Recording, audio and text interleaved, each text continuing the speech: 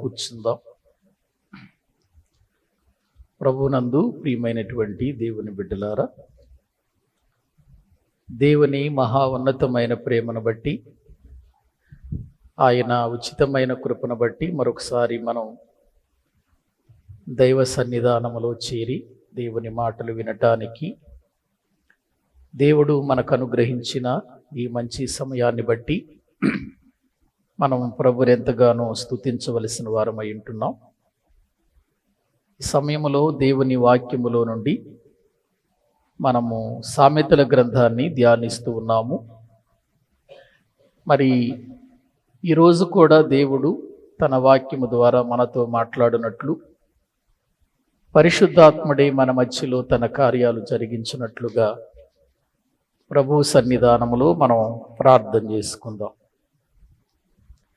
పరిశుద్ధుడవైన మా ప్రియ పరలోకపు తండ్రి, మీ శ్రేష్టమైన ఘనమైన నామానికి వందనాలు చెల్లిస్తూ ఉన్నాం. నీ మహాప్రేమను బట్టి, నీ ఉన్నతమైన కృపను బట్టి మరొకసారి నీ సన్నిధానములో మేమందరము కూడా కూడి నీ మాటలు వినటానికి, నీ సన్నిధిలో ప్రార్థించటానికి, సహవాసముగా మమ్ములను నీ సన్నిధానములోనికి తీసుకుని వచ్చిన విధానముకై వందనాలు తండ్రి. ఈ రాత్రి సమయమందు మీరు మాతో మాట్లాడండి. మీ వాక్యము ద్వారా మా జీవితాలు బలపరచబడుతూ క్రీస్తు స్వారూప్యములోనికి మేము మార్చబడి సంపూర్ణమైనటువంటి స్థితిలో మీ యొద్దకు చేరునట్లుగా మీ యొక్క సహాయం మాకు అనుగ్రహించండి. నీ కృపలో మమ్మలను బలపరచండి. నీ వాక్యము మా జీవితాలకు వెలుగుయున్నది గనుక ఆ వెలుగులోనే మేము నడుచున్నట్లుగా మమ్మలను ప్రభువా మీరే నడిపించి మీ సన్నిధిలో నుండి మేము తొలగిపోకుండా క్రీస్తునందు బలవంతులుగా సాగిపోవుటకు సహాయము చేయమని ప్రార్థిస్తూ, మీ చేతులకు అప్పగిస్తూ, బోధిస్తున్న నాకు నీ పరిశుద్ధాత్మ సహాయము నడిపింపు అనుగ్రహించమని యేసుక్రీస్తు ప్రభు పేరిట ప్రార్థించి స్తుతించి వేడుకుంటున్నాము తండ్రి. ఆమేన్. మంచిది. ప్రభునందు ప్రియులారా, దైవ గ్రంథములో నుండి మనం ప్రతి శనివారము సామెతల గ్రంథాన్ని ధ్యానం చేస్తూ వస్తూ ఉన్నాము. వచనము వెంబడి వచనాన్ని చదువుకుంటూ ప్రాముఖ్యమైన దేవుని మాటలు దేవుడు మనకు అనుగ్రహిస్తున్న కొలది మనము నేర్చుకోవటానికి, ఆత్మీయతలో బలపడటానికి దేవుడు చూపుతున్న విధానమును బట్టి మనం దేవునికి ఎంతగానో స్తుతులు చెల్లించవలసిన వారమై ఉంటున్నాం.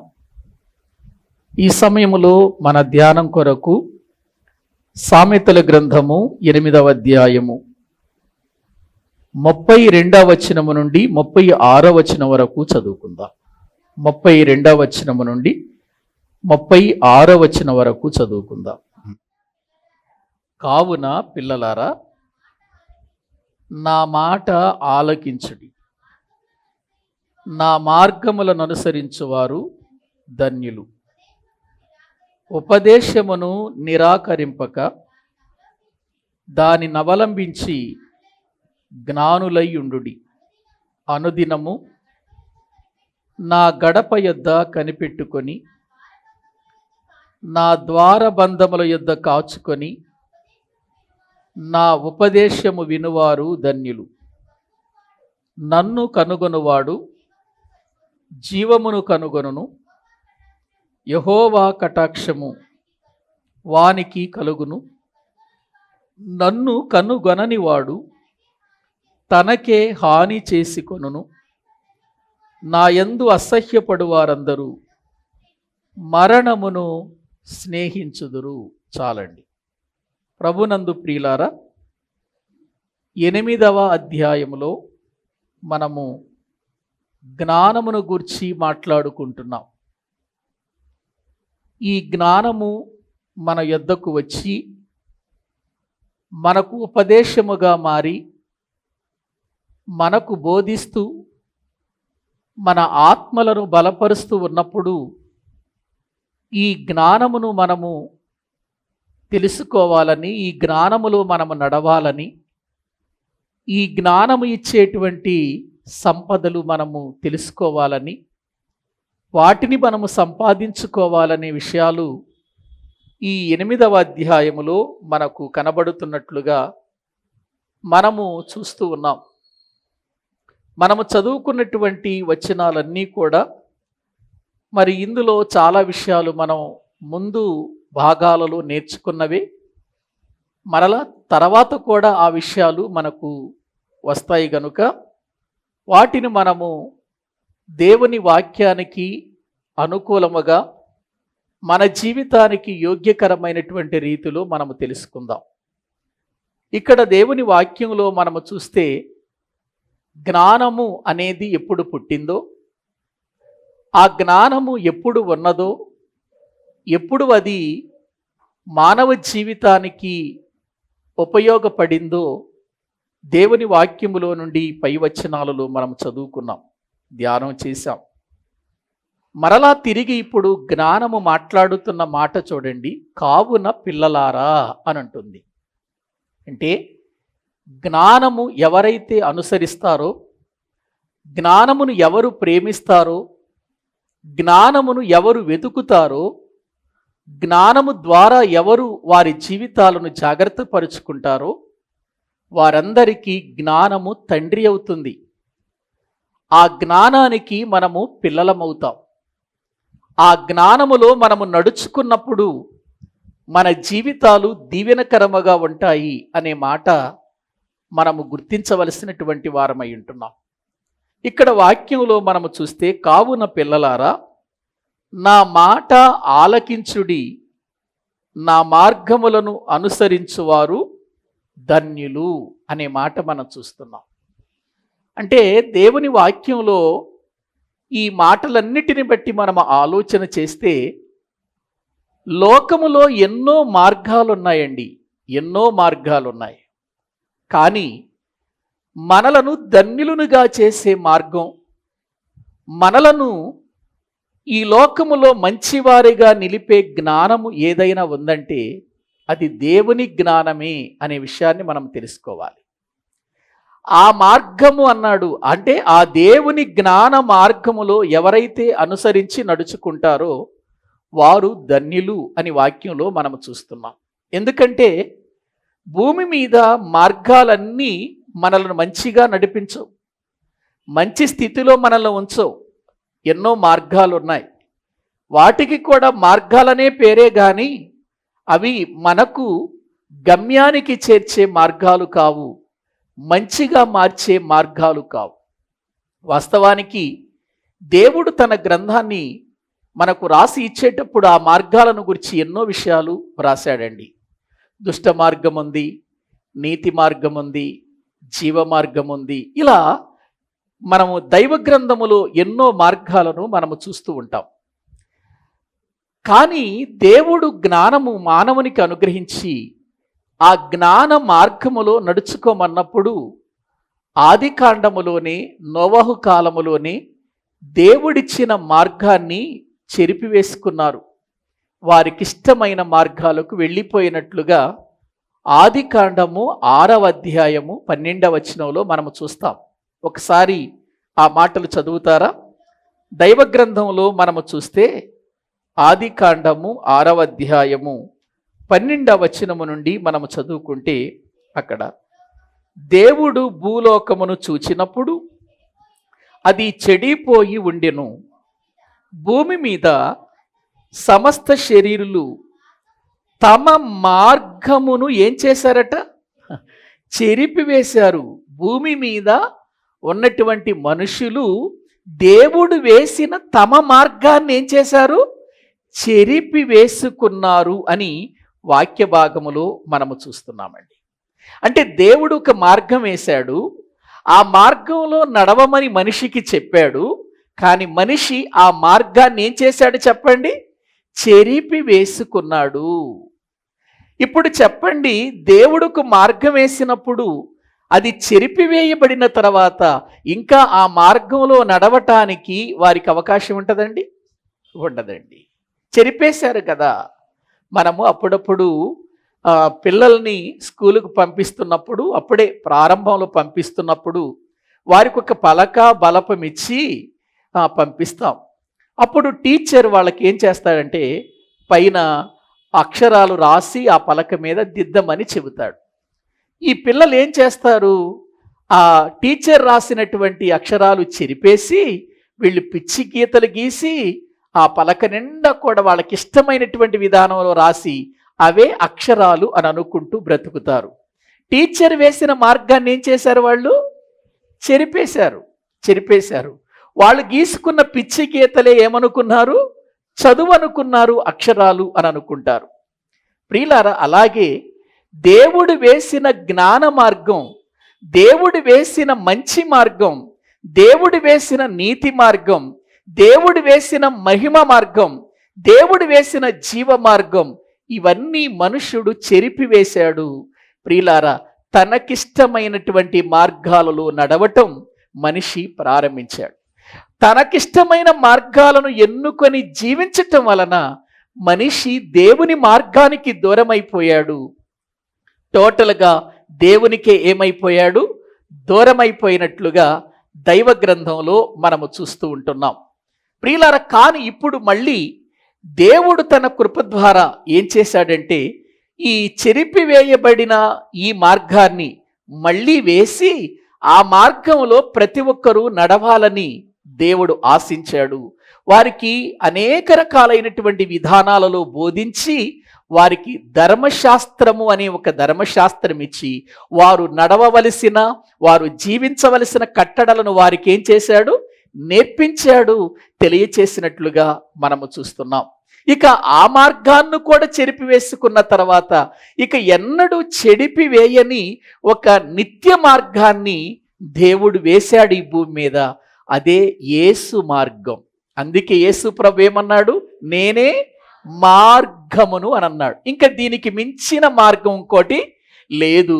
ఇక దీని తర్వాత మరొక మార్గం ఇంకొకటి రాదండి. ఇక ఇదే లాస్ట్ అండ్ ఫైనల్గా మనకిచ్చిన మార్గం. ఈ మార్గాన్ని కూడా చెరిపివేసుకున్నారనుకోండి, ఇక మనం వెళ్ళేది ఎక్కడికి, నరకంలోకి వెళ్ళిపోవాలి. ఎందుకంటే ఆయన వాళ్ళ జీవించటానికి, మనుషుడు జీవించటానికి అనేక రకాలైనటువంటి మార్గాలు వేస్తూ వస్తే మనిషి చెరిపివేసుకున్నాడు. ఇక చెరిపివేయకూడని ఇక ఆఖరిగా ఫైనల్గా ఆయన ఒకే ఒక మార్గం వేశాడు. అదే యేసు అనేటువంటి ఒక మార్గం. ఇక ఈ మార్గాన్ని చెరిపివేసుకుంటే, ఈ మార్గాన్ని కాదనుకుంటే మనిషికి మరొక మార్గం వేయటానికి ఇక దేవుడు సిద్ధంగా లేడిక. ఇక వేసేసాడు. ఇక లాస్ట్ అండ్ ఫైనల్గా ఇచ్చేశాడు. అంతే. ఈ మార్గంలోను నడుచుకుంటే మేలు పొందుతావు, ఈ మార్గంలోను నడుచుకోకపోతే కీడుకు వెళ్ళిపోతావు అని దేవుడు చెప్పాడండి. అందుకే యేసు ప్రభువారు అంటాడు, నేనే మార్గమును, సత్యమును, జీవమును, నా ద్వారా తప్ప ఎవడును తండ్రి యొద్దకు రాడని వాక్యములో మనము చూస్తున్నామండి.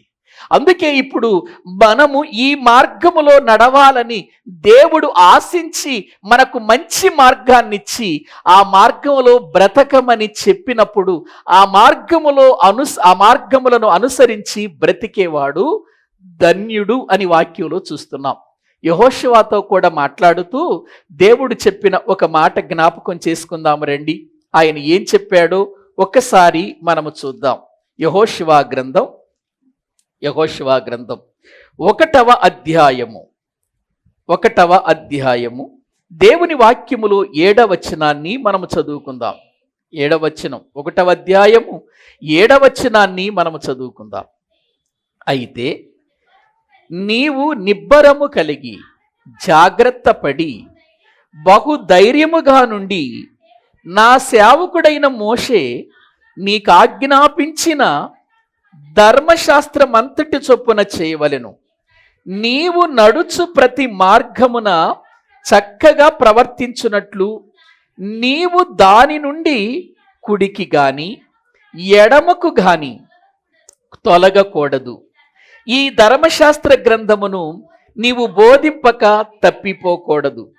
దానిలో వ్రాయబడిన వాటన్నిటి ప్రకారము చేయుటకు నీవు జాగ్రత్త పడునట్లు దివారాత్రము ధ్యానించిన ఎడల నీ మార్గమును వర్ధిల్ల చేసుకొని చక్కగా ప్రవర్తించెదవు. నేను నీకు ఆజ్ఞ ఇచ్చి ఉన్నాను గదా, నిబ్బరము కలిగి ధైర్యముగా నుండుము, దిగులు పడకము, జడియకము. నీవు నడుచు మార్గమంతటిలో నీ దేవుడైన యెహోవా నీకు తోడై ఉండును అని అన్నాడు. చూసారా, యెహోషువతో దేవుడు చెబుతున్నాడు. ఇప్పటి వరకు యెహోషువ మోషే దగ్గర చక్కగా నడుచుకుంటూ వెళ్ళేవాడు.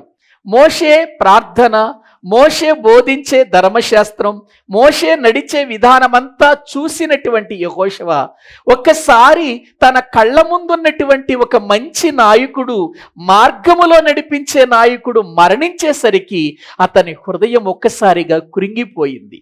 ధైర్యాన్ని కోల్పోయాడు అతడు. ఎందుకు? ఇప్పటి వరకు తనకు అధికారిగా, తనను నడిపించటానికి, తనను ధైర్యపరచటానికి, తనను మంచి మార్గములో అతన్ని నడిపించటానికి, మంచి మాటలు బోధించటానికి మోషే ఉండేవాడు. కానీ మోషే 38వ అధ్యాయంలో ద్వితీయోపదేశ కాండంలో ప్రియులారా మనం చూస్తే అక్కడ మోషే చనిపోతాడు కదా, 34వ అధ్యాయంలో చనిపోతాడు.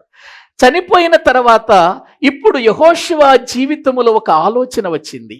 ఏంటి, ఇంతవరకు ఇన్ని సంవత్సరాలు మమ్మల్ని నడిపించినటువంటి నాయకుడు మాకు దూరం అయిపోయాడు. మాకు బోధించే మార్గం లేదు. మేము నడవలసిన మార్గాన్ని మాకు చూపించే వాళ్ళు లేరు. ఎలా ఈ ప్రజలను నడిపించాలి? ఎవరు నడిపిస్తారు? ధైర్యము కోల్పోయిన వాడిగా, కృంగిపోయిన పరిస్థితిలో దేవుడు మాట్లాడుతున్నాడు యెహోషువతో. యెహోషువ, నువ్వు నిబ్బరము కలిగి ధైర్యముగా ఉండుము. మోషేకు తోడై ఉన్నట్టుగా నేను నీకు తోడై ఉన్నానంటాడు 5వ వచనంలో. మోషేకు తోడై ఉన్నట్టుగా నేను నీకు తోడై ఉంటాను. నువ్వు నిబ్బరము కలిగి బ్రతుకు. ఏ ధర్మశాస్త్రాన్ని అనుసరించి మోషే బ్రతకమని చెప్పాడో ఆ ధర్మశాస్త్రమును నీవు అనుసరిస్తే నీ మార్గములన్నిటిని నీవు వర్ధిల్ల చేసుకుంటావు. నువ్వు నడవలసినటువంటి మార్గమేదో ధర్మశాస్త్రం నీకు బోధిస్తుంది. ఆ మార్గంలో నువ్వు నడిస్తే నేను నీకు తోడై ఉంటాను. అంటే దేవుడు తోడై ఉండే మార్గం ఏదైనా ఉందంటే ధర్మశాస్త్రము చెప్పే విధానం అని మనం తెలుసుకోవాలి. కాబట్టి మనము ఈ రోజున మనల్ని నడిపించే ఒక మంచి మార్గం ఏదైనా ఉందంటే అది దేవుని మాట ద్వారా, దేవుని యొక్క వాక్యము ద్వారా అది నడిపించే విధానములో మనం నడవాలి. కానీ వాక్యాన్ని మన దారిలోకి తెచ్చుకోకూడదు. మనము వాక్యం చెప్పినట్టుగా నడిస్తే దేవుడు మనకేమై ఉంటాడు చెప్పండి? తోడై ఉంటాను అని చెప్పినట్లుగా దైవ గ్రంథంలో మనము చూస్తూ ఉంటున్నాం. కాబట్టి ఇప్పుడు మనము నడవలసినటువంటి మార్గం ఏదైనా ఉందంటే ఆ మార్గము దేవుని వాక్యమే అనే విషయాన్ని మనం తెలుసుకోవాలి. దేవుని మార్గంలో మనము నడిచినప్పుడు దేవుడు మనకు ఏమై ఉంటాడు? తోడై ఉంటాడు. ఇక దేవుడు తోడుగా ఉన్నటువంటి ప్రజలు ఎంత గొప్పవారో, ఎంత అద్భుతమైనటువంటి కార్యాలు చూశారో లేఖనాలలో మనము చూస్తుంటున్నాం. ఒక మోషేకు తోడై ఉన్నాడు, ఒక నోవహుకు తోడై ఉన్నాడు, ఒక హానోకుకు తోడై ఉన్నాడు. ఇలా బైబిల్ గ్రంథంలో ఎంతో మంది భక్తులకు నేను మీకు తోడై ఉన్నాను అని చెప్పాడు. ఎందుకు చెప్పాడంటే వారందరూ ఎవరి మార్గములో నడుచుకున్నారు? దేవుని మార్గములో నడుచుకున్నారు. నడుచుకున్న వీళ్ళంతా ధన్యులయ్యారా? అవ్వలేదా? అయ్యారండి. వాళ్ళు ధన్యులయ్యారు. అదే రీతిలో మనము కూడా నడుచుకుంటే మనము కూడా ధన్యులమే అవుతాం. వీళ్ళందరినీ మాదిరిగా చూపించాడు కదా. ఇంత గొప్ప సాక్షి సమూహము మేఘము వలె మనలను ఏం చేసింది? ఆవరించేసింది.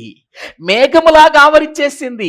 మన చుట్టూ మేఘములాగా ఆవరించి ఎలా ఉన్నారు వాళ్ళు? మనకు సాక్షి సమూహముగా ఉన్నారు. అంటే ఏమండి, ఒక మంచి సాక్ష్యము కలిగిన సమూహం అది. ఆ సమూహం మన ముందుంది. వాళ్ళు ఎలాగూ నడుచుకున్నారో, వారు ఎలా నడిచారో, వారు ఏ మార్గము నడిచి ధన్యులయ్యారో మనకు వాక్యం చెబుతుంది. అలాగే మనము కూడా యేసు వైపు చూచుచు మన ఎదుట ఉంచబడిన పందెములో ఓపికతో పరిగెత్తాలి అని అన్నాడు. ఓపికతో పరిగెత్తాలి అని అన్నాడు. అంటే మన ముందు ఒక మంచి మార్గం ఉంది కదా ప్రియులారా. ఆ మార్గాన్ని నడిచిన భక్తులున్నారు కదా. ఆ భక్తులను మాదిరిగా పెట్టుకుని నడిస్తే వాళ్ళు ధన్యులయ్యారు. మనం కూడా ఏమవుతాం? ధన్యులమే అవుతాం. ఎప్పుడు? మనము దైవ మార్గములో నడిచినప్పుడు. అదే సామెతల గ్రంథంలో చెబుతున్నాడు అనమాట. నా మార్గములను అనుసరించువారు ధన్యులు అని లేఖనాల్లో మనము చూస్తూ ఉంటున్నాం. అందుకే దావీదు ఒక మాట అంటాడు, ప్రియులారా, కీర్తనాకారుడు ఒక మాట అంటాడు చూడండి, 119వ కీర్తన బైబిల్ గ్రంథములో మనము చూస్తే మొదటి వచనాన్ని చదవండి. వాక్యములో, యెహోవా ధర్మశాస్త్రమును అనుసరించి నిర్దోషముగా నడుచువారు ధన్యులు, ఆయన శాసనములను గైకొనుచు పూర్ణ హృదయముతో ఆయన వెదకువారు ధన్యులు, వారు ఆయన మార్గములలో నడుచుకొనుచు. ఏం చేయలేదట? ఏ మార్గములో నడుస్తుంటే మనం పాపం చేయలేం? దేవుడి వేసిన మార్గంలో, జ్ఞాన మార్గంలో మనము నడుచుకున్నప్పుడు మనం ఏం చేయలేం చెప్పండి? పాపము చేయలేం. ఇక పాపము చేయలేనప్పుడు మనం పరిశుద్ధులమవుతాం కదా, మనము నీతిమంతులమవుతాం కదా, మనం పవిత్రులమవుతాం కదా. మరి అప్పుడు దేవుడు మనకు తోడుగా ఉంటాడు కదా. దేవుడే మనకు తోడుగా ఉన్నప్పుడు ఇంకా మన జీవితంలో ప్రియులారా మనం ఎందుకు భయపడాలి? దేనికి భయపడాలి? దేనికి కృంగిపోవాలి? దేనికి మనము ప్రియులారా మరి మన జీవితాల్లో దుఃఖపడాలి చెప్పండి? దేవుడే మనకు తోడైనప్పుడు ఎందుకు ఇంక మనకు బాధ? దేవుడే మనతో ఉన్నప్పుడు ఎందుకు ఇంక మనకు ప్రియులార వేదన? ఆలోచించండి. మనల్ని నడిపించేవాడు ఆయన, మనల్ని చెయ్యపట్టుకొని తీసుకుని వెళ్ళేవాడు ఆయన. ఆయన మార్గంలో మనము నడుస్తున్నాం, ఆయన మార్గములో మనము జీవిస్తున్నాం. ఆయన మార్గములో పాపము లేదు, ఆయన మార్గములో జీవముంది, ఆయన మార్గములో ప్రియులారా మనకు క్షేమముంది. కాబట్టి మన జీవితాల్లో భయపడవలసిన అవసరం లేదు. అందుకే వారిని ధన్యులు అని అన్నట్లుగా వాక్యములో మనము చూస్తుంటున్నాం. ఇక ఆ తర్వాత 8వ అధ్యాయము సామెతల గ్రంథంలో 33వ వచనములో ఒక మాట అన్నాడు చూడండి, ఉపదేశమును నిరాకరింపక దానిని అవలంబించి జ్ఞానులై ఉండండి అని అన్నాడు. అంటే ప్రియులారా, ఈ అధ్యాయమంతా మనకు ఏం బోధిస్తుంది? జ్ఞానమే కదా బోధిస్తుంది. కాబట్టి నా ఉపదేశమును ఏం చేయొద్దన్నాడు? నిరాకరించవద్దు, త్రోసివేయొద్దు, ప్రక్కకు తీసుకుని వెళ్ళొద్దు, నెట్టేయొద్దు, దాన్ని నిరాకరించొద్దు నా ఉపదేశాన్ని. దాన్ని మీరు అవలంబించి ఏమై ఉండమంటున్నాడు? జ్ఞానులై ఉండండి అని అంటున్నాడు. వాక్యాన్ని అనుసరించి, దేవుని మాటను అనుసరించి జ్ఞానులు బైబిల్ గ్రంథములో ఎంతోమంది మనకు కనబడుతున్నారు. వాక్యాన్ని ధిక్కరించి, వాక్యాన్ని నిరాకరించి శాపగ్రస్తులైపోయి దేవుని దృష్టిలో శిక్షా ఫలము పొందిన వారు ఎంతోమంది మనకు కనబడుతున్నారు. ప్రియులారా, కాబట్టి ఈ దినమున వాక్యమును వింటున్న మనము ఆలోచించవలసింది ఏంటంటే, మనలను జ్ఞానులుగా చేసేదేమైనా ఉందంటే ఏంటది? ఏవండి? దేవుని ఉపదేశం. మనం ఆ ఉపదేశం ఎందుకు వినాలి? ఏవండి, మనం ఉపదేశం ఎందుకు వినాలి? జ్ఞానము. జ్ఞానము ఏ జ్ఞానం? దైవ జ్ఞానం, దేవుని జ్ఞానం ఈ ఉపదేశంలో ఉంటుంది. ప్రపంచంలో ఎన్నో ఉపదేశాలు ఉన్నాయిలేండి. రాజకీయ నాయకులు ఉపదేశం చేస్తారు, లేకపోతే ప్రియులరా సంఘ విధానాలలో ఎంతోమంది రకరకాలైనటువంటి ఉపదేశం చేసేవాళ్ళు ఉన్నారు. ఆ ఉపదేశాలు మన జీవితంలో మనకు జ్ఞానం ఇవ్వవండి, దేవుని జ్ఞానం నేర్పించవండి. అవి దేవుని జ్ఞానము నేర్పించేది ఏదైనా ఉందంటే దేవుని ఉపదేశమే. అందుకే నా కుమారుడా నా ఉపదేశమును మరవద్దు అనే మాటలు మనం చదువుకున్నాం కదా. ఏవండి? నా కుమారుడా నా ఉపదేశముని విడిచిపెట్టవద్దు, నా ఉపదేశమును అంగీకరించు, నా ఉపదేశము విను, నేను చెప్పు బోధ యందు లక్ష్యముంచు అనే మాటలు మనము అంతకు ముందు అధ్యాయాలలో ధ్యానం చేస్తూనే వచ్చాం. మనం పోయిన ఆదివారం చెప్పుకున్నాం, పౌలు గారు బోధిస్తూ ఉండగా ఆ బోధ యందు లక్ష్యం ఉంచినటువంటి లూదియా కుటుంబం ఏమైంది చెప్పండి? ఏవండి? రక్షించబడి ఆ కుటుంబం ఆ ఊరికే, ఆ పట్టణానికి ఏమైపోయింది? ఒక మాదిరికరమైనదిగా అయిపోయింది. ఒక సంఘముగా అక్కడ ఏర్పాటు చేయబడినట్లుగా దైవ గ్రంథంలో చూసాం. కాబట్టి ప్రియులారా, మనం ఎప్పుడు కూడా ఈ భూమి మీద బ్రతుకుతున్నప్పుడు దైవ జ్ఞానం అనేటువంటిది మనకు కావాలి అనంటే మనము ఉపదేశాన్ని ఏం చేయాలి చెప్పండి? వినాలి. ఉపదేశమును నిరాకరించకూడదు. కొంతమంది ఉపదేశం చేస్తున్నప్పుడు ప్రియులారా నిర్లక్ష్యంగా ఉంటారు, విననట్లుగా ఉంటారు. కొంతమంది నిద్రపోతూ ఉంటారు, కొంతమంది దారిని ప్రియులారా దాని మీద లక్ష్యం ఉంచరు. అందువలన ఏమన్నా ప్రయోజనం ఉంటుందంటారా? ఏమండి, వింటే ప్రయోజనమా లేకపోతే నిర్లక్ష్యంగా ఉంటే ప్రయోజనం అండి? వింటే కదండి మన విశ్వాసంలో బలపడేది, వింటే కదండి మనము ఆత్మీయ జ్ఞానంలో లోతు తెలుసుకునేది, వింటే కదండి మన బ్రతుకులో దేవుని వాక్యపు యొక్క శక్తిని అనుభవించేది. వినాలి వినాలి. అందుకే సంఘములతో ఆత్మ చెప్పుచున్నమాట, చెవిగలవాడు వినుగాక. ఆత్మ సంఘములతో చెబుతున్న మాట వినాలి వినాలి. అది సంఘము యొక్క లక్షణం, అది సంఘము యొక్క విధానం, అది సంఘము యొక్క క్రమం. వినలేదంటే సంఘానికి వ్యతిరేకంగా బ్రతుకుతున్నావు నువ్వు, సంఘానికి క్రమములో లేవు, నీవు సంఘములో అక్రమముగా జీవిస్తున్నావు అని అర్థం ప్రియులారా. కాబట్టి ఆయన ఉపదేశమును నిరాకరించక మనం ఏం చేయాలి? దాన్ని అవలంబించి జ్ఞానం తెలుసుకోవాలి, జ్ఞానులై ఉండాలి అని దైవ గ్రంథంలో మనము చూస్తూ ఉంటున్నాం. ఇక ఆ తరువాత ఈ జ్ఞానం కోసం, ఈ జ్ఞానము విషయంలో మనం ఎంత జాగ్రత్త వహించాలి అని అంటే అక్కడ అంటాడు, అనుదినము 34వ వచనంలో, అనుదినము నా గడప యొద్ద కనిపెట్టుకొని, నా ద్వారబంధముల యొద్ద కాచుకొని, నా ఉపదేశము వినువారు. ఎట్లా వినాలి? కనిపెట్టుకొని, కాచుకొని. చూసారా ఎలా వినాలండి దేవుని ఉపదేశం? కనిపెట్టుకొని వినాలి. ఏం బోధ చేస్తారు ఈరోజు? ఏ వాక్యము నా జీవితానికి ఈరోజు నన్ను తృప్తిపరుస్తుంది? ఏ మాటలు నా జీవితానికి అవసరం? కనిపెట్టాలి కనిపెట్టాలి కనిపెట్టాలి, కాచుకొని ఉండాలి. వాటిని మనం క్యాచ్ చేయాలంతే. ప్రియులారా, దేవుని వాక్యము మనం వింటున్నప్పుడు ఈ విషయాలు మనం అనుదినము ఆయన గడప యొద్ద. ఏవండి, ఒక్కరోజు ఆయన గడప యొద్ద కూర్చుంటేనే ఏం జరిగింది అబ్రహాం గారి జీవితంలో? ఒక్కసారి వాక్యంలో చూద్దాము రండి. వాక్యములో మనము చూస్తే ఆది కాండము 18వ అధ్యాయం 1వ వచనము నుండి చదవండి. ఆది కాండము 18వ అధ్యాయము 1వ వచనాన్ని మనము చదువుకుందామండి. మరియు మమ్రే దగ్గరనున్న సింధూర వనములో అబ్రహాము ఎండవేళ గుడారపు ద్వారమందు కూర్చొని ఉన్నప్పుడు యెహోవా అతనికి కనబడెను. ఎక్కడ కూర్చున్నప్పుడు? గుడారపు ద్వారమందు కూర్చున్నాడు.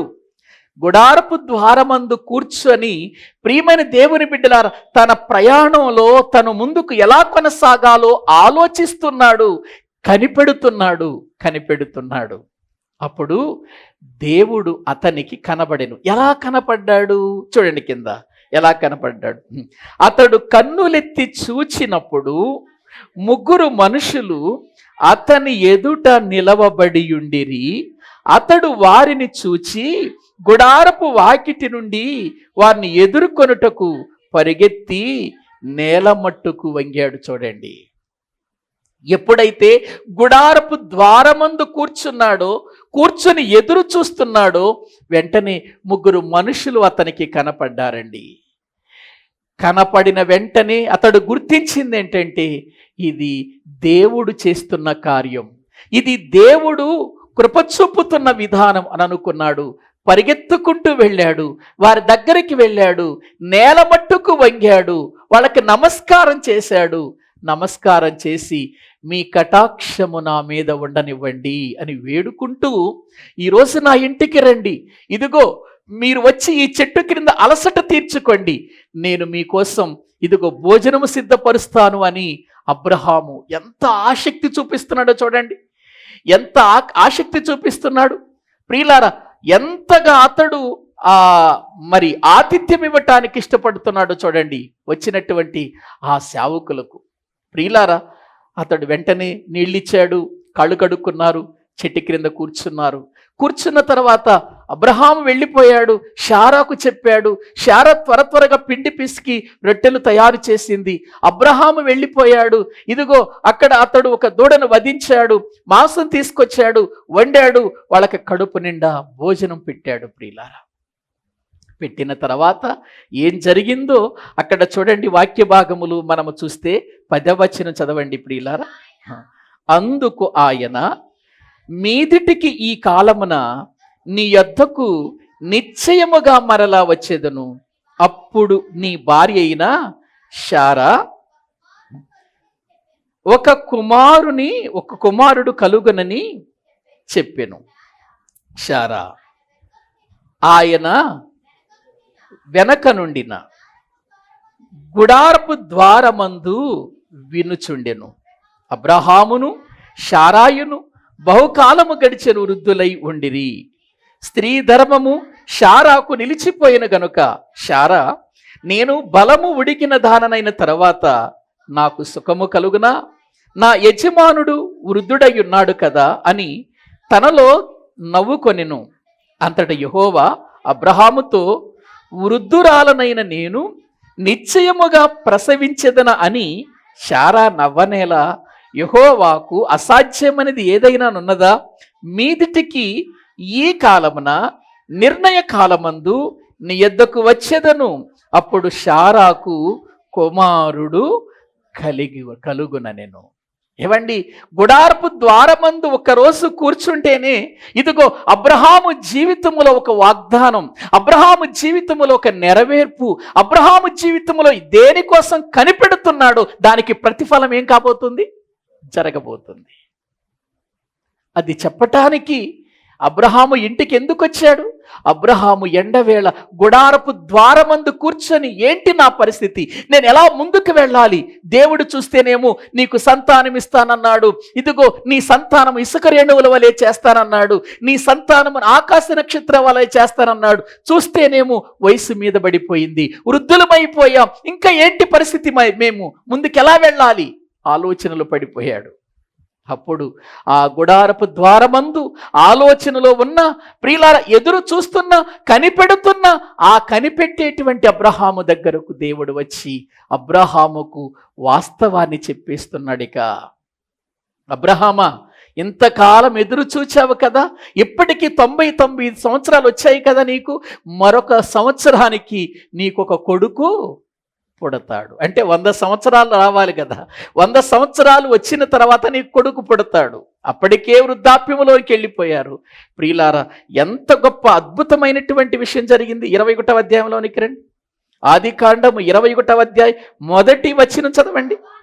యెహోవా తాను చెప్పిన ప్రకారము శారానేం చేశాడు చెప్పండి, దర్శించెను అనే మాట మనము చూస్తున్నాం. చూడండి ఏమండి, 18వ అధ్యాయములో చెప్పిన మాటను బట్టి, మరుసటి ఏట నీకు కుమారుడు కలుగుతాడు అని చెప్పిన మాటను బట్టి యెహోవా శారాని ఏం చేశాడట, దర్శించెను.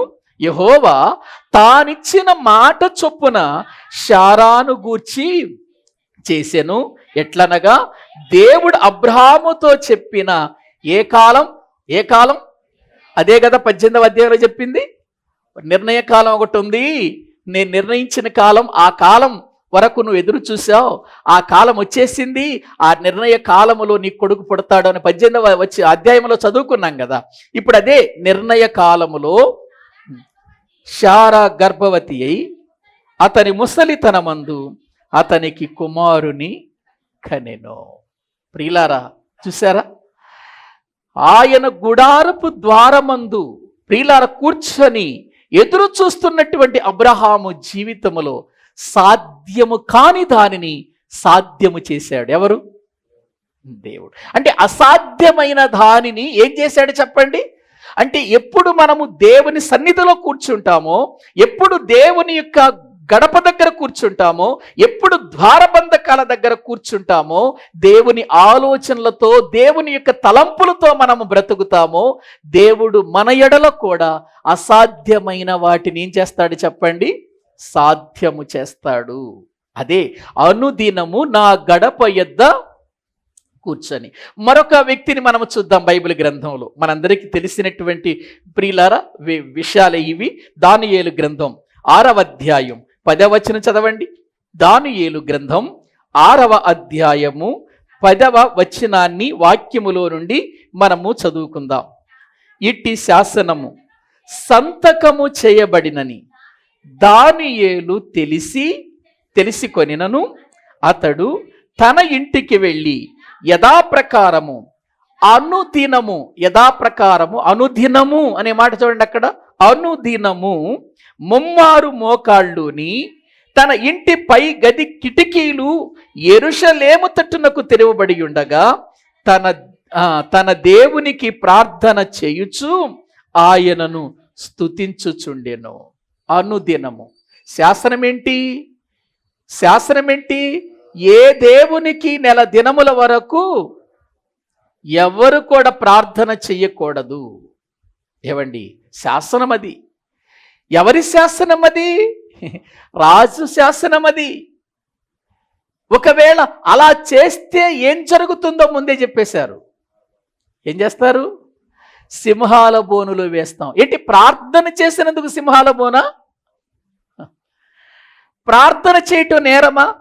తన దేవునికి ప్రార్థన చేయటం ప్రియులారా ఏమన్నా తప్ప? లేదు. అక్కడ ఉన్నటువంటి వారందరూ కూడా వారి వారి దేవుళ్ళకు ప్రార్థన చేయటం మానేశారు. కానీ దానియేలు మానాడా? ఏవండి, రాజ్యంలో ఉన్నటువంటి వారంతా చెప్పబడిన శాసనం ప్రకారం నెల దినాల వరకు ఏ దేవుణ్ణి ఏ ఒక్కరూ ప్రార్థన చేయకూడదు అని చెబితే అందరూ మానేశారండి. అందరూ మానేశారు. కానీ దానియేలు మానాడా? మానలేదు. కానీ దానియేలు దేవుడు అందరిలాంటి వాడు కాదు. అందరూ ప్రార్థించేటువంటి ప్రియులర విధానం కాదు దానియేలుది. దానియేలు దేవుని శక్తి ఏంటో దానియేలుకు తెలుసు. దానియేలుకు దేవుని యొక్క ఉన్నతమైన కార్యాలేంటో దానియేలుకు తెలుసు. దానియేలుకున్న విశ్వాసం ఎంత గొప్పది. ఇదిగో ఒక ప్రక్క సింహాల బోను కాచుకొని ఉంది. ఎందుకు? రాజశాసనం మీరితే ఆ యొక్క ప్రియులర సింహాల బోనులు వేయటానికి రెడీగా ఉన్నారు. అందరి కళ్ళు ఎవరి వైపు ఉన్నాయో తెలుసా మీకు? దానియేలు వైపే ఉన్నాయి. ఎందుకంటే దానియేలు సంగతి వాళ్ళందరికీ తెలుసు. అసలు పుట్టించిందే శాసనం అందుకు. ఎందుకంటే ఇతడు ప్రార్థన మానడు, దేవుని సన్నిధిలో గడపటం మానడు. అనుదినము కూడా ఇతడు యెరూషలేము వైపు కిటికీలు తెరచి ఇతడు ప్రార్థన చేస్తూ స్తుతిస్తూ ఉంటాడు. అది అతని జీవితంలో భోజనం మానేసినా లేకపోతే ఇంకేం మానేసినా ప్రార్థన మానడు. కాబట్టి ఇదే లింకు పెడదాం అని అనుకున్నారు వాళ్ళు. అదే పెట్టేశారండి. అయినా శాసనము సంతకము చేయబడిన ఒకవేళ ఇదిగో అలా చేస్తే సింహాల బోనులో వేస్తామని తెలిసినా సింహాల బోనులోనికైనా వెళ్ళటానికి ఇష్టపడ్డాడు. సింహాల నోటిలో నేను ముక్కలైపోయినా పర్వాలేదు అని అనుకున్నాడు. కానీ నా దేవునితో సహవాసం చేయటం నేను మానను. అనుదినము చాటుగా కాదు, యెరూషలేము వైపు కిటికీలు తెరచి ప్రార్థన చేస్తున్నాడు, దేవుని స్తుతిస్తున్నాడు. అనుదినమా? అప్పుడప్పుడా? రహస్యంగానా బహిరంగంగానా? ఏవండి, ప్రార్థన చేస్తున్నాడు. దొరికిపోయాడు అని అనుకున్నారు. ఎవరు? దానియేలు దొరికిపోయాడు. ఇంకేముంది? ఇదే కదా మనకు కావలసింది. ఇతడు మన దేశంలోకి వచ్చి యెరూషలేము నుండి ఇక్కడికి వచ్చి ఇతడు మన మీద అధికారి అయి మన మీద పెత్తనం చేస్తూ మనకు ఏ లాభం లేకుండా నమ్మకంగా పని చేయమని చెబుతున్నాడు. ఈయనేంటి మనకు పని చేయటం? మనకు దాసులుగా వచ్చిన వారు కదా వీళ్ళు. మనకు దాసులుగా వచ్చిన వాళ్ళు వీళ్ళేంటి? ఈయనేంటి మన మీద పెత్తనం చేయటం అనేది వాళ్ళ ఉద్దేశం. పైగా వీళ్ళ మీద అధికారిగా పెట్టాడు రాజు దానియేలు నమ్మి. ప్రియులారా, నిజంగా దానియేలు ప్రార్థన చేస్తున్నాడని విషయాన్ని తీసుకొని వెళ్ళి తన దేవునికి ప్రార్థన చేస్తున్న సంగతి తీసుకెళ్ళి రాజుగారికి తెలియచేసినప్పుడు రాజుగారు కోప్పడలేదండి, చాలా బాధపడ్డాడండి. ఎందుకో తెలుసా? దానియేలు మనసు ఎటువంటిదో అతనికి తెలుసు. దానియేలు భక్తి ఏంటో అతనికి తెలుసు. దానియేలు ప్రార్థన జీవితం ఏంటో అతనికి తెలుసు. రాజుగారికి తెలుసండి అతని జీవితం. అతడు ఎంత మంచివాడో, ఎంత నమ్మకస్తుడో, ఎంత యథార్థపరుడో, రాజ్యములో ఎటువంటి మంచి కార్యాలు చేస్తున్నాడో రాజుగారికి తెలుసు. అటువంటి వాడి మీద నేరం మోపారు. ప్రియులారా, రాజుగారు బాధపడ్డాడు. బాధపడిన శాసనం ఉందగా, ఇక ఏం చేసే పని లేదు. రాజుగారు ఇక చెప్పినా ఇంకా ఏమి లేదు. ఇక అక్కడ తీసుకెళ్ళిపోయారు నేరస్తునిగా. దానియేలు నీ దేవుడే నేను రక్షిస్తాడులేయ్యా అని రాజుగారు పంపించేశాడు. వెళ్ళి సింహాల బోనులు వేశారు కదా. సింహాల బోనులో వేసినప్పుడు సింహాలు ఏమైనా హాని చేశాయండి దానియేలుకి? చూడండి ఒక్కసారి దైవ గ్రంథంలో ప్రియులారా మనము చూడగలిగితే దానియేలు గ్రంథము 6వ అధ్యాయము దేవుని వాక్యములో ప్రియులారా 17వ వచనం నుండి చదవండి, 16 కూడా చదవండి. రాజుగారు ఏం చెబుతున్నాడు, ఏం చేసి పంపిస్తున్నాడు చూద్దాం. అంతట రాజు ఆజ్ఞయ్యగా బంట్రౌతులు దానియేలును పట్టుకొని పోయి సింహముల గుహలో పడద్రోయగా రాజు, నీవు అనుదినము తప్పక సేవించుచున్న అనుదినము, చూసారా, అనుదినము ఏం చేస్తున్నాడండి? సేవించుచున్న నీ దేవుడే నిన్ను రక్షించునని దానియేలుతో చెప్పెను. వారు ఒక రాయి తీసుకొని వచ్చి ఆ గుహద్వారమున వేసి దాని మూసిరి. మరియు దానియేలును గూర్చి రాజు యొక్క తీర్మానము మారునేమో అని రాజు ముద్రను అతని అధికారుల ముద్రను వేసి దాని ముద్రించిరి. అంతటా రాజు తన నగరకు వెళ్ళి ఆ రాత్రంతా ఉపవాసం ఉండి నాట్య వాయిద్యములను జరగనీయలేదు. అతనికి ఏం పట్టలేదు? ఎవరిని బట్టి? ఒక నమ్మకస్తుడైన దానియేలును బట్టి నిద్ర పట్టలేదు ఆయనకి. తెల్లవారుజామున రాజు వేగిరమే లేచి సింహముల గుహ దగ్గరకు త్వరపడిపోయెను. అతడు గుహ దగ్గరకు రాగానే దానియేలును పిలిచి, జీవము గల దేవుని సేవకుడవైన దానియేలు, నిత్యము నీవు సేవించుచున్న నీ దేవుడే నిన్ను రక్షింపగలిగిన అని అతన్ని అడిగెను.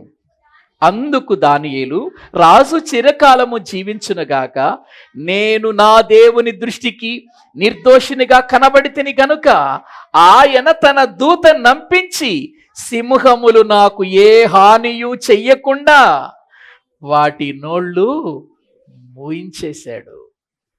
ఏవండి రాజా, మనుషుల దృష్టిలో నేను నేరస్తుడిగా కనపడ్డానేమో, కానీ నా దేవుని దృష్టికి నేను ఎలా కనపడ్డాను? నిర్దోషిగా కనిపించాను. అసలు ఆ మాటలు చూడండి ఎంత బాగున్నాయోనండి. ఎంత ధైర్యంగా చెప్పగలుగుతున్నాడు చూడండి. మనం చెప్పగలమా నేను నిర్దోషిని అని? మనం చెప్పగలమా నేను ప్రభువులో బలవంతుణ్ణని? మనం చెప్పగలమా దేవునిలో నేను నీతిమంతుణ్ణని? కానీ దానియేలు చెప్పగలుగుతున్నాడు. దానియేలు చెబుతున్నాడు, నా నిర్దోషాన్ని బట్టే, నేను చేసినటువంటి ఇదిగో నా జీవితాన్ని బట్టే, నేను చేసిన ప్రార్థన బట్టే దేవుడు నన్ను ఏ హాని జరగకుండా తన దూతను పంపించి సింహముల యొక్క నోళ్ళను ఏం చేశాడు అంటే దానియేలును తినకుండా, దానియేలు మీద ప్రియులర ఏగ వాలకుండా, సింహాలు దానియేలు మీద పడకుండా తన దూతను పంపించి ప్రియులర సింహాల నోళ్ళను ఏం చేశాడే, నోరు ముయ్యండి, మీరు నోరు తెరవద్దు, తెల్లవారిన తర్వాత మీకు కావలసినంత ఆహారం పెడతా, కానీ నా కుమారుడైన దానియేలును మీరు తాకటానికి కూడా అవకాశం లేదు. మూయించేశాడు, నోళ్ళు మూసేసాయి.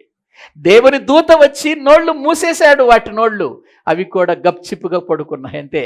ఏం ప్రియులారా, అవి నోరు తెరవకుండా. దుఃఖస్వరముతో వచ్చిన ప్రియులార రాజు బాధతో జీవము గల దేవుని సేవకుడు అయిన దానియేలు అని పిలుస్తున్నాడు చూడండి.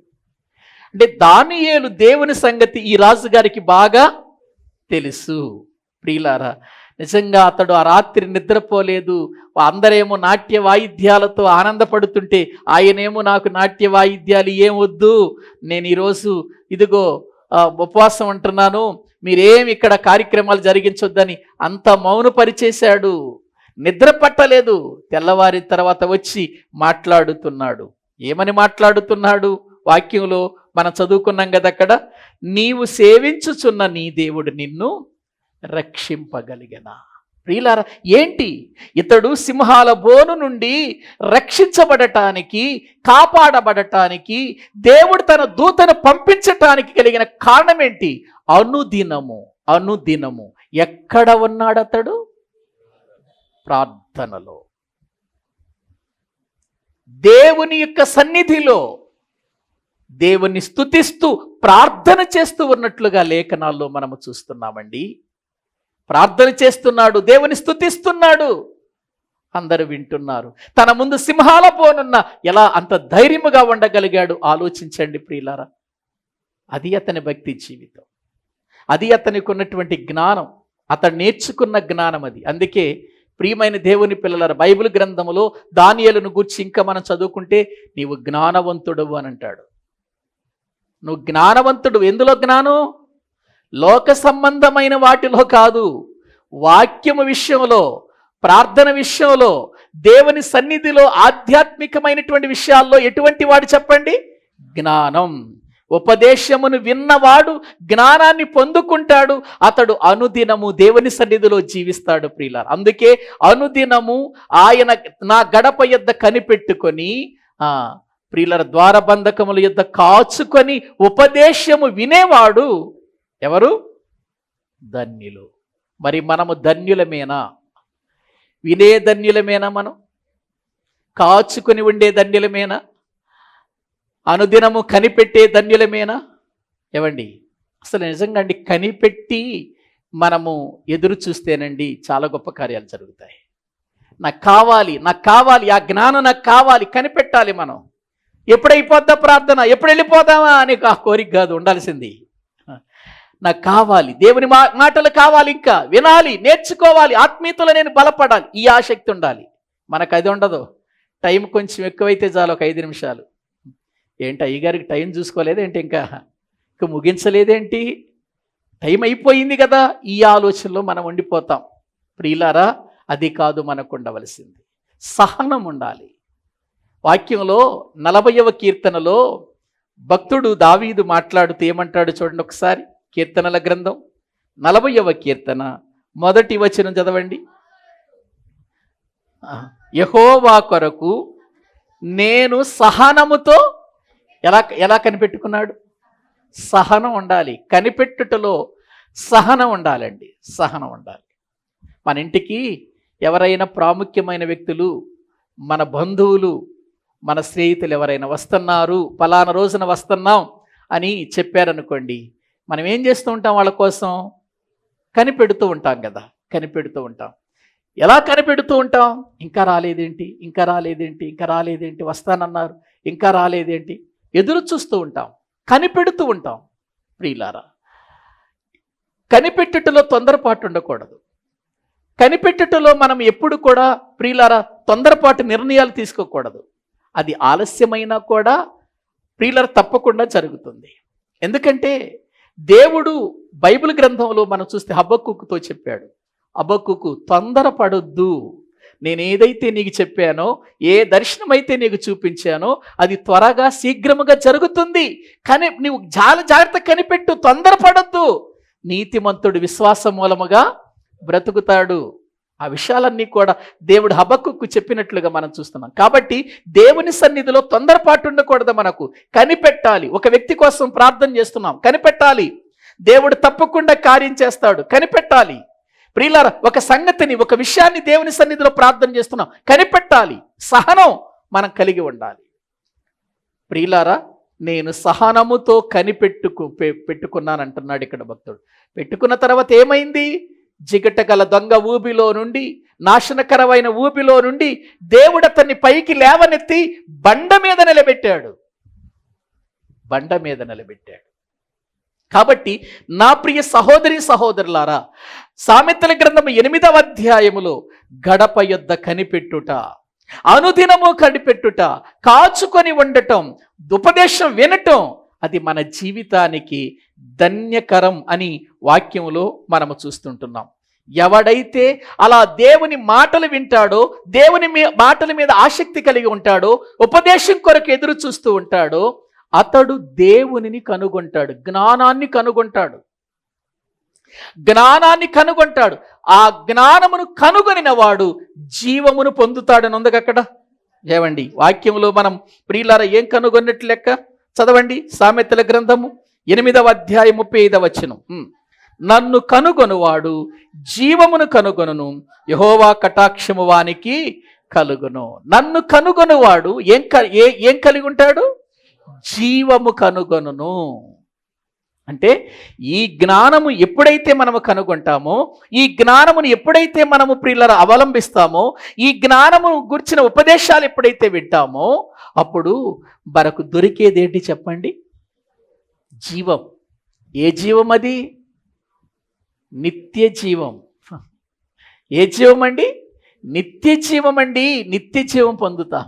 ప్రియులారా, ఎన్ని చెప్పినా, ఎన్ని మాటలు బోధించినా, ఎంతగా మనకు దేవుని వాక్యము అందించబడినా కూడా మనం వినకుండా దాన్ని నిరాకరిస్తే ఏం జరుగుతుందో కింద చెప్పాడు చూడండి, 36వ వచనం.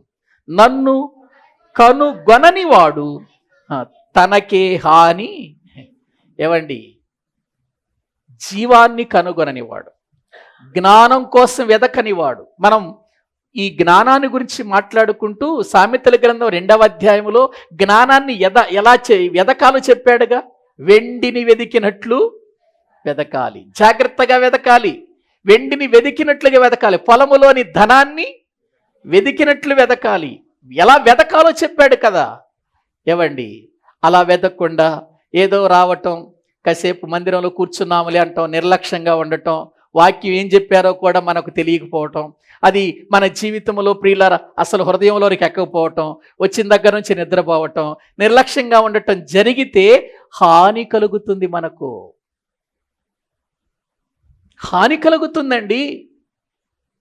వాక్యం దగ్గరకు రాకపోతే అది వేరు, వచ్చి కూడా మనము దాన్ని కనుగొనకుండా వెళ్ళిపోయామనుకోండి, ఏమండి, అది హానే కదండి. ఒకసారి ఆలోచించండి. అందుకే ఇక్కడ అంటాడు, నన్ను కనుగొనని వాడు తనకే ఏం చేసుకుంటాడు?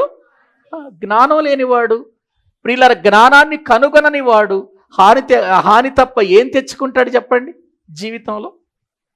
హాని. తర్వాత, నా యందు అసహ్యపడు వారందరూ మరణమును స్నేహించరు. జ్ఞానాన్ని ఎప్పుడు అసహించుకోకూడదు, జ్ఞానమును ప్రేమించాలి. మనం జ్ఞానము మీద మనసు పెట్టాలి. మనం దేవుని మీద ప్రియులారా ఎంతగా మన జీవితాలు ఆధారపడతాయో అంతగా మన జీవితంలో మేలు పొందుతాం. ఒకవేళ నాకు దేవుని జ్ఞానం వద్దు, మాకేంటి అని లాభం అని అన్నామనుకో, యోబు గ్రంథంలో వాళ్ళు అన్నారు కదా. ఏమండి, యోబు గ్రంథంలో చూడండి వాళ్ళు ఏమన్నారు ఒకసారి చూడండి. యోబు గ్రంథం, బైబిల్ గ్రంథములో 21వ అధ్యాయం. ఏమండి, 21వ అధ్యాయం దేవుని వాక్యాన్ని మనము చూస్తే యోబు గ్రంథంలో 14వ వచనం చదవండి. నీ మార్గములను గూర్చిన జ్ఞానము ఏమొద్దంట వాళ్ళకి? ఏ మార్గాలను గూర్చిన జ్ఞానం? దేవుని గూర్చిన నీ మార్గములను గూర్చిన జ్ఞానం మాకు అక్కరలేదు, నీవు మమ్మును విడిచి పొమ్మని. అబ్బాయి, ఎంత ధైర్యంగా చెబుతున్నారండి వీళ్ళు. ఎవరితో చెబుతున్నారు? ఏం చెబుతున్నారు? దేవునితో. నీ జ్ఞానం వద్దు, నువ్వొద్దు, నీ మార్గం వద్దు, వెళ్ళిపో అని అంటున్నారు దేవునితో. ఈ రోజున అటువంటి వాళ్ళు లేరా? ఏవండి, దేవుని మాటలు చెబితే, దేవుని సంగతులు చెబితే వినటానికి ఇష్టపడటం లేదు. ఈ రోజున లోకపు సంగతులు చెప్పండి, ముసలం ముచ్చట్లు చెప్పండి, ప్రియులారా లోక సంబంధమైన విషయాలు చెప్పండి, ఎంత జాగ్రత్తగా చెవిగోసుకుంటారో వాటికి. కానీ దేవుని మాటలు వినటానికి మాత్రం అంత ఆసక్తి ఉండదు. అంత ప్రియులారా మరి మన జీవితాలలో దేవుని మీద అంత శ్రద్ధ ఉండదు మనకు. ఇక్కడ వాళ్ళు ఏమంటున్నారు? నీ మార్గములను గూర్చిన జ్ఞానం మాకు అక్కర్లేదు, నీవు మమ్మును విడిచి పొమ్మని దేవునితోనే చెబుతున్నారు. ఏవండి, ఎంత ధైర్యం! దేవుని మాటలు వినకపోవటానికి వీళ్ళ జీవితాలు ఏంటండి ఇలా తయారైపోయాయి? ఇలా అయిపోయాయి ఏంటి అసలు? చూడండి, కింద ఏమంటాడు? మేము ఆయన సేవించుటకు సర్వశక్తుడగు వాడెవడు, మేము ఆయన గురించి ప్రార్థన చేయుట చేత మాకేమి లాభము కలుగును అని వారు చెప్పుదురు. వారి క్షేమము వారి చేతిలో ఉందా? ఎందుకు లేదు? వారి క్షేమం వారి చేతిలో ఎందుకు లేకుండా పోయింది? ఎందుకు లేకపోయింది? దేవుని గురించిన జ్ఞానం ఏమనుకున్నారు వాళ్ళు? వద్దనుకున్నారు. మరణాన్ని స్నేహించారంతే. మరణమును స్నేహించారు. అక్కడ అదే కదా బైబిల్ గ్రంథంలో, నన్ను కనుగొనని వాడు తనకే హాని చేసుకొనును. నా యందు అసహ్యపడు వారందరూ మరణమును స్నేహించుదురు. క్షేమము లేదు, దేవుని గూర్చిన జ్ఞానం మాకు అక్కర్లేదు అని అనుకుంటే, దేవుని మాటలతో మాకు పని లేదనుకుంటే, దేవుడితో మాకు సంబంధం లేదు, మీరు మమ్మల్ని విడిచిపోండి అని దేవుడిని మాట్లాడితే ఇంకా వాళ్ళకి ఏం క్షేమం కలుగుతుంది? ఆయనకు వేరుగా ఉండి మనం ఏమని చేయగలమా? ఆయనకు దూరం అయిపోయి మనము క్షణకాలమైన ఈ లోకంలో బ్రతకగలమా? ఆయన కాదనుకుని ఈ లోకంలో జీవంతో ఉండగలమా? మనం ఉండలేం కదా. మరి అటువంటి గొప్ప దేవుణ్ణి మనం ఎందుకు ప్రియులారా నెట్టివేస్తున్నాం? అటువంటి దేవుని యొక్క నోట నుండి వచ్చిన జ్ఞానపు మాటల్లో ఎందుకు మనం వినకుండా నిర్లక్ష్యంగా ఉంటున్నాం? ఏముందని మనకు ఈ భూమి మీద? ఒక్క క్షణంలో మన ప్రాణం పోతే మనకున్నవన్నీ సున్నా. మన జీవితంలో ఏది మన వెంట రాదు. మన బ్రతుకులన్నీ కూడా వ్యర్థమైపోతాయి. మన జీవితం ఇంతలో కనబడి అంతలో మాయమైపోయే ఆవిరి వంటిది. ఈ మాయ బ్రతుకును చూసుకుని ఎందుకండి మన జీవితాలు దేవునికి దూరం అవటం? ఏముందని? దేవుని గురించిన జ్ఞానం మాకు అక్కర్లేదు, దేవుని గురించిన ప్రార్థన మాకొద్దు, దేవుని గురించినటువంటి ఆ యొక్క విధానం మాకొద్దు. ఎందుకు? ఏం చేశాడు? దేవుని మాటలు ఏమైనా నిన్ను చెడగొడతాయా? దేవుని మాటలు నీకేమన్నా అభ్యంతరం కలిగిస్తాయా? దేవుని మాటలు నిన్నేమైనా ఈ నాశనానికి తీసుకెళ్ళిపోతాయా? నిన్ను బాగు చేసేది దేవుని మాటలే కదా, నిన్ను సరైన మార్గంలో నడిపించేది దేవుని మాటలే కదా, దేవుని జ్ఞానమే కదా నీకు నిత్య జీవం ఇచ్చేది, దేవుని జ్ఞానమే కదా దేవునిలో నిన్ను బ్రతికేటట్లు చేసేది. దేవుడు లేకుండా ఏమి మనం చేయగలుగుతాము చెప్పండి ప్రియులారా?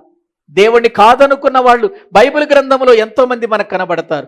దేవుని గురించిన జ్ఞానం మాకు వద్దనుకుని వెళ్ళిపోయిన వాళ్ళు లేఖనాలలో ఎంతో మంది కనబడతారు. వాళ్ళ జీవితాలు ఎంత భయంకరమైన పరిస్థితికి గురైపోయాయో మనందరికీ తెలుసు. ప్రియులారా, ఈ దినాన్న వాక్యం వింటున్నటువంటి మనం ఆలోచించాలి. నువ్వు దేనినైనా దూరపరుచుకో, ఏ విషయములోనైనా నీవు దూరంగా ఉండు, కానీ దేవుని జ్ఞానము విషయంలో, దాన్ని పొందుకునే విషయంలో, దాన్ని వినే విషయంలో, దాని విషయంలో ప్రియులారా నువ్వు జాగ్రత్త తీసుకునేటువంటి విధానంలో నువ్వు సరైన స్థితిలో ఉండకపోతే మరణము నిన్ను స్నేహిస్తుంది. ఏవండి, జీవములోనికి మనల్ని నడిపించింది ఎవరి మాట? దేవుని మాట కదండి. మనమందరము చనిపోయిన వారం, మనమందరము మరణానికి పాత్రులము కదా, నరకానికి పాత్రులము కదా మనమందరము. ఆయన మాటే కదండి మనల్ని బ్రతికించింది.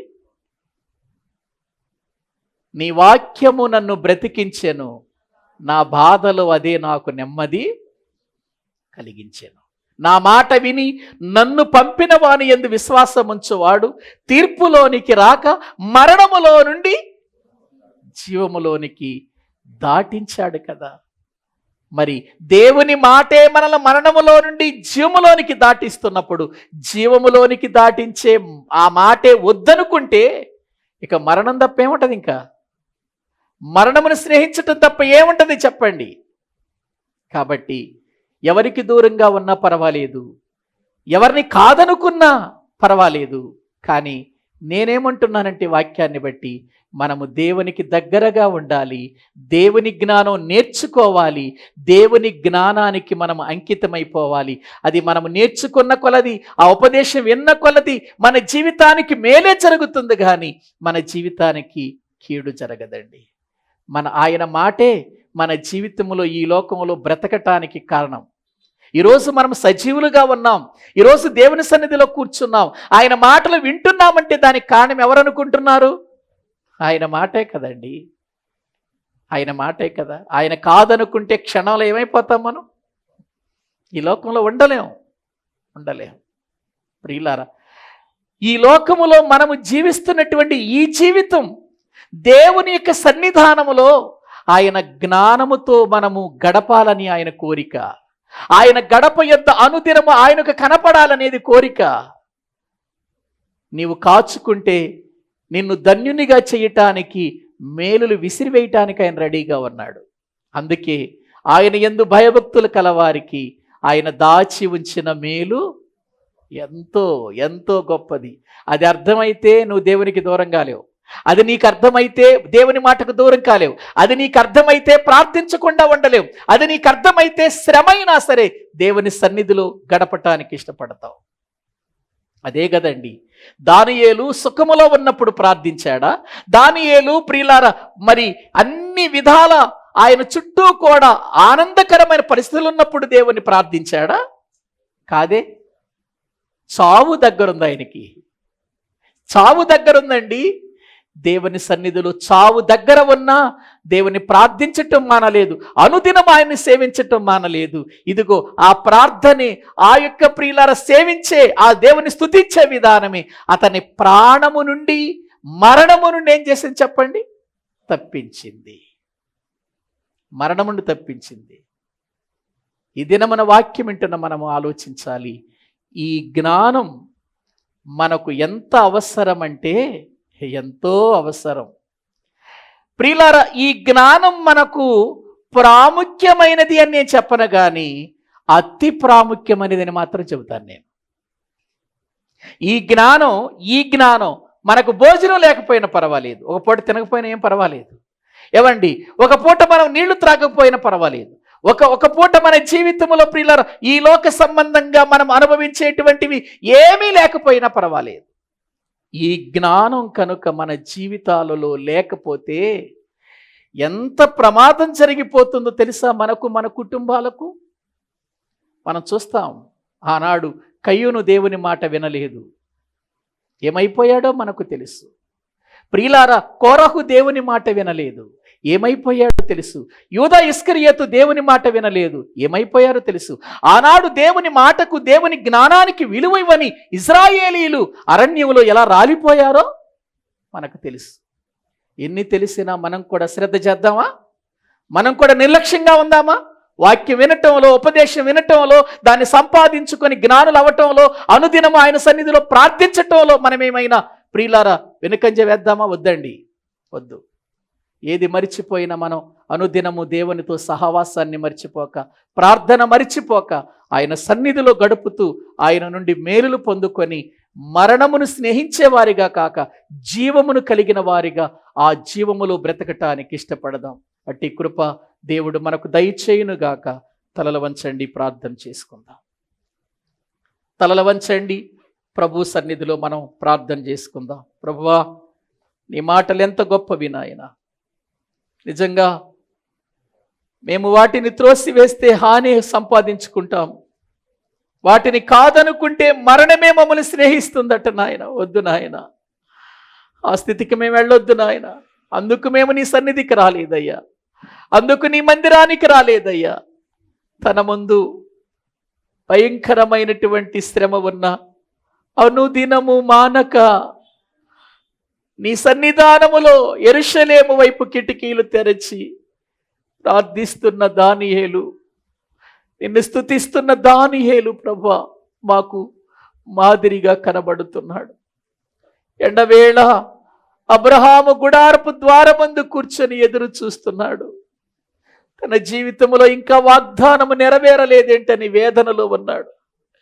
అటువంటి వ్యక్తిని ధైర్యపరిచావు కదయ్యా నాయన. మోషే మరణించిన తర్వాత అయ్యో నా స్థితి ఏంటి, ఈ ప్రజల పరిస్థితి ఏంటి అని అధైర్యముతో ధైర్యాన్ని కోల్పోయి ఉండగా, ఏంటి పరిస్థితి అనే ఆలోచనలో ఉండగా యెహోషువతో మీరు చెబుతున్నారు, నిబ్బరము కలిగి ధైర్యముగా ఉండు.